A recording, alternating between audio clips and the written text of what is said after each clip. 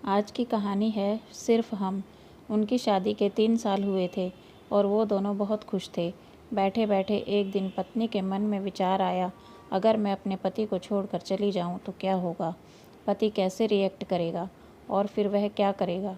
इसी विचार के चलते पति को परखने के लिए उसने एक पत्र लिखा। उसने लिखा, मैं आपके साथ रहना नहीं चाहती। मुझे इस घर गृहस्थी से कोई लगाव नहीं है। मैं आपके साथ एक पल भी नहीं रह सकती, इसलिए मैं घर छोड़कर जा रही हूँ। उसने वो पत्र ड्रेसिंग टेबल पर रख दिया और बेड के नीचे छुप गई। थोड़ी देर बाद पति ऑफिस से आया। उसने घर में अपनी पत्नी कहीं नहीं दिखी। फिर उसकी नज़र ड्रेसिंग टेबल पर रखे पत्र पर पड़ी। पत्र उठाकर उसने पढ़ा। थोड़ी देर बाद वह कुछ नहीं बोला और फिर उसने उसी पत्र के पीछे कुछ लिखा और टीवी में गाने बजाकर ज़ोर ज़ोर से नाचने लगा। थोड़ी देर बाद उसने अपने कपड़े बदले और अपने एक दोस्त को फ़ोन लगाया और कहने लगा, यार आज मैं बहुत खुश हूँ। आखिरकार मेरी बीवी को यह एहसास हो ही गया कि वह मेरे काबिल नहीं है, इसलिए वह खुद ही घर छोड़कर चली गई हमेशा के लिए, और अब मैं आज़ाद हो गया हूँ। तुमसे अभी मिलना चाहता हूँ। जल्दी से सामने वाले बगीचे में आकर मुझे मिलो। ऐसा कहकर पति घर के बाहर निकल गया। आंखों में आंसू लिए पत्नी बेड के नीचे से निकली। उसने देखा उसके हाथ थर थर काँप रहे थे। काँपते हाथों से उसने टेबल पर रखा वह पत्र उठाया और पढ़ा, जिसमें पति ने कुछ लिखा था। अरे पगली, ठीक से छुप तो जाती। बेड के नीचे से तुम्हारे पैर दिख रहे हैं। तुम जल्दी से गर्मा गर्म चाय बनाओ। मैं सामने की दुकान से बिस्किट लेकर आता हूँ।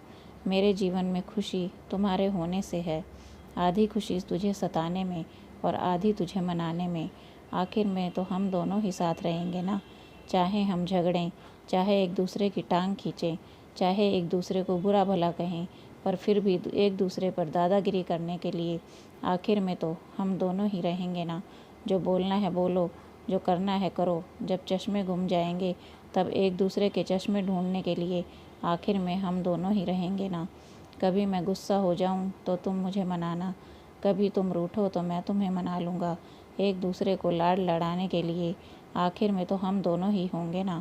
जब दिखाई देना कम हो जाएगा, सुनाई भी कम देगा, एक दूसरे में खुद को ढूंढने के लिए तो हम दोनों ही होंगे ना।